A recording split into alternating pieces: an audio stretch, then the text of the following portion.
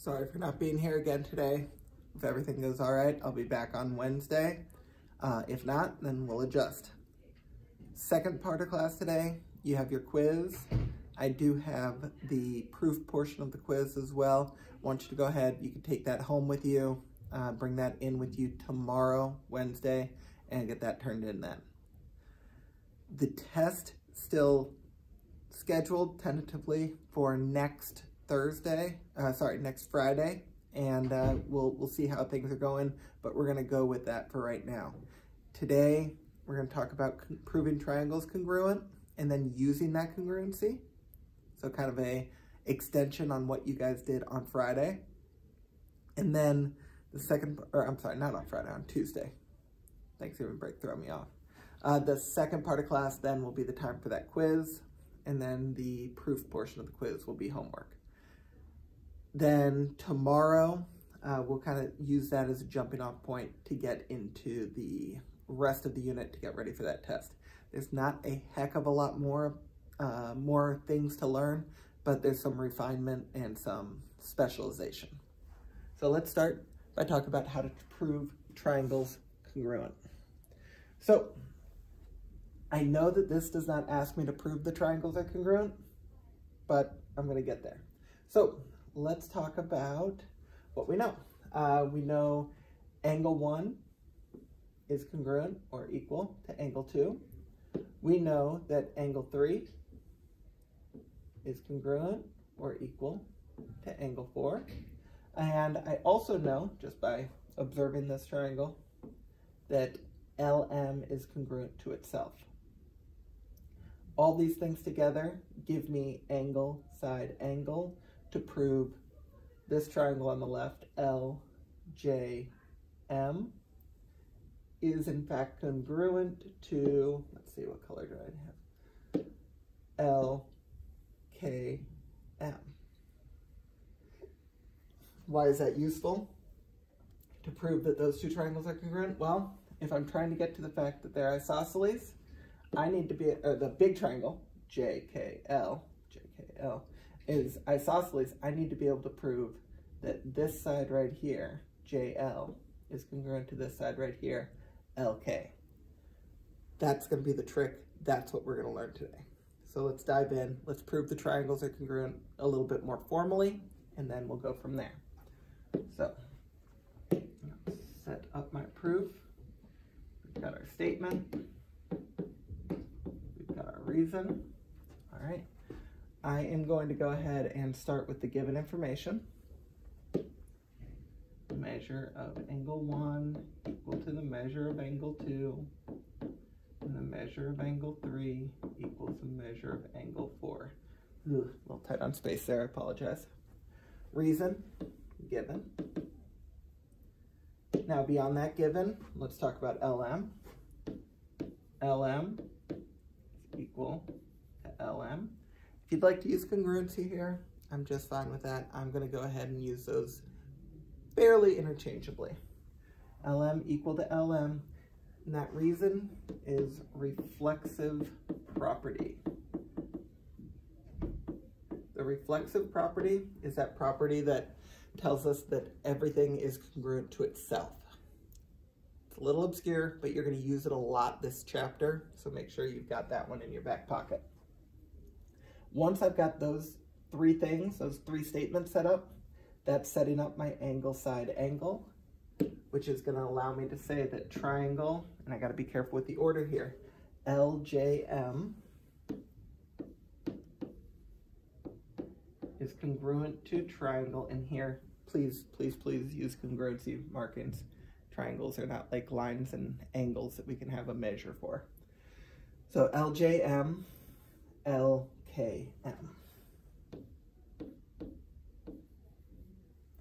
And the reason for that is that angle side angle. Now that's where we stopped our proofs last week. Now today, we need to take that fact and extend it one further. So my one further is going to be, all right, knowing that those two triangles are congruent, I now know that LJ is equal to, or congruent to, LK. And I'm gonna go on a little bit of a walk here. Stay with me. Remember, we had talked about when triangles are congruent, we can say that AB is congruent to XY, BC is congruent to YZ, and I know this is going to be long, I'm going to mark all those parts. CA is congruent to ZX, and also, extension, I've got angle A is congruent to angle X, angle B is congruent to angle Y, angle C is congruent to angle Z. In short, the corresponding parts of those angles are congruent. We've got an abbreviation for that. Cpctc. You'll hear this a lot. C stands for corresponding.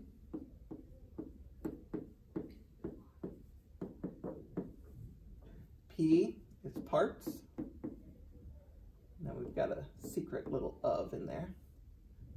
This C is congruent. T is triangles.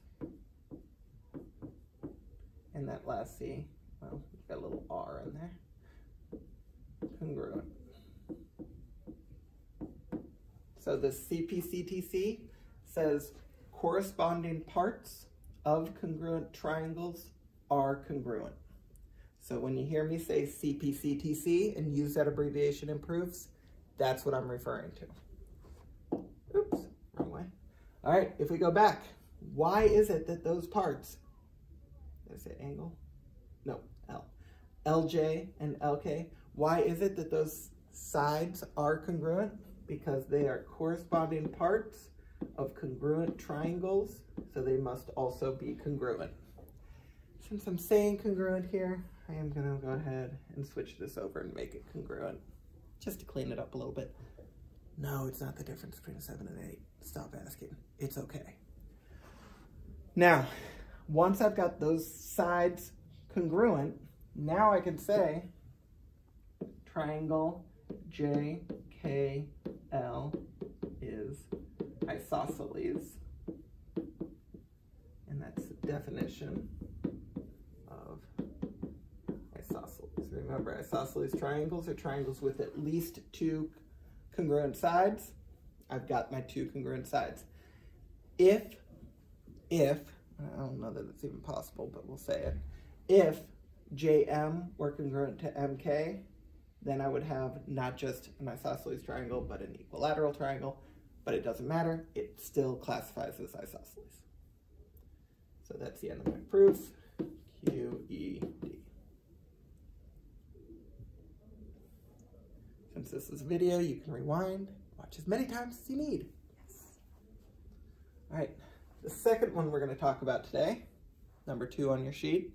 You've got 6. I'm going to leave the last 4 as an exercise for you. But the second one, we're given some information about these 2 triangles, and then we're asked to prove that AP is congruent to BP, right down there. I apologize, this AB is just in there. Same thing on number 1. There was an extra angle 4 in there. It's just weird stuff on Microsoft. I can't get rid of it, just we'll deal with it. All right, if I go back here. All right, so I'm going to start by trying to prove this top triangle that I can see all of is congruent to this bottom triangle that I can see the bottom of. Just by looking at the picture, I know that I've got one side congruent to one side because I've got that reflexive property working for me. Over here, looking at the given, if M is the midpoint of AB, hey, that definition of midpoint tells me that 2 sides must be congruent because of that definition of midpoint. And then I've got the plane X, so that's the plane that's being drawn there. Remember that plane is like a flat line, sorry, flat surface, is perpendicular, that's what the symbol means, to AB right there, at M. Oh, well that means I've got 2 right angles here, which means the angles are side angles. Congruent triangle, side angle, side. Psh, money. Once those triangles are congruent, then Cpctc tongue twister, is going to get me AP and BP. So let's see what we can do.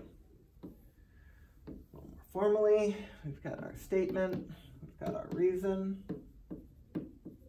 All right, this time I'm going to start with the given again. The first given is going to give me the fact that those two sides are congruent. The second given is going to give me the angles are both 90 degrees, therefore congruent. And then my reflexive observation is going to give me that third side. So let's build it. All right, start with M is the midpoint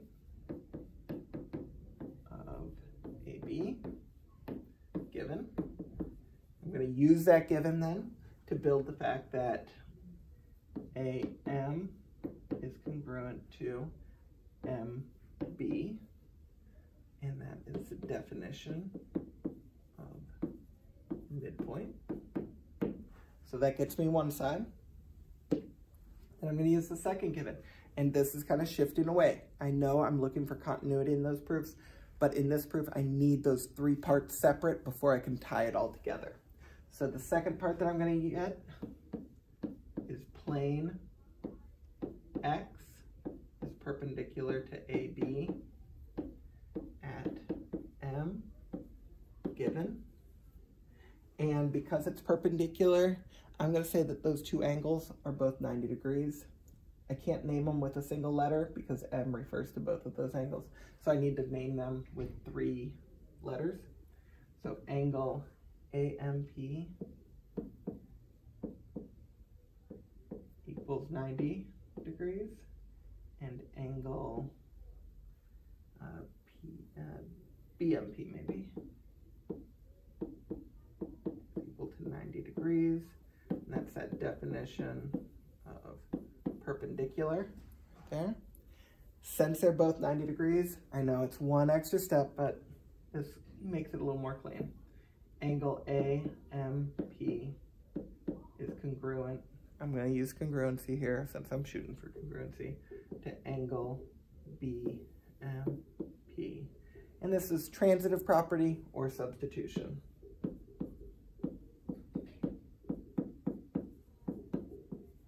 All right, so that gets me a side, that gets me an angle. I need one more side. I'm going to shift over and I'm going to talk about MP being congruent to MP.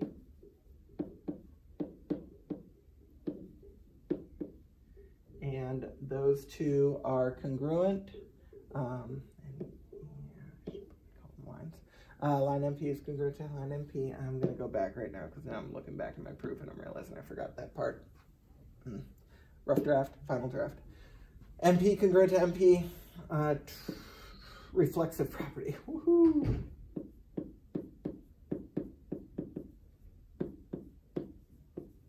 All right. That gets me everything I need to be able to say the top triangle is congruent to the bottom triangle. I'm going to give myself a little more space on this page. Not so much space that I don't see the letters anymore. And now we can say triangle AMP is congruent to triangle. And yes, there's flexibility in the order that you name them as long as the orders correspond to each other. So since I started with A to M, I'm going to go B to M to P.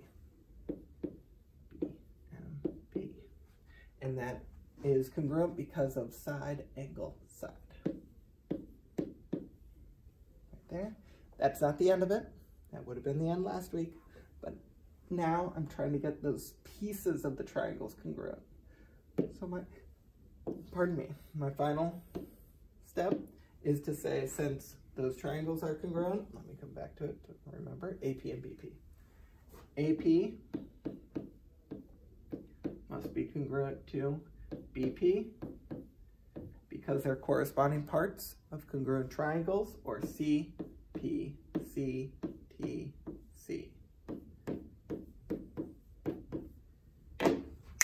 You have 4 more problems to get done today. Get those done, or as many as you can. I want you to save yourself 45 minutes to an hour working on, I'm gonna put in the notes an hour, but I want you to save yourself about an hour to work on that quiz. Once you turn that in, you can get back to working on these again. Proof tonight, is not a Cpctc, it's just proving those triangles congruent. Thank you.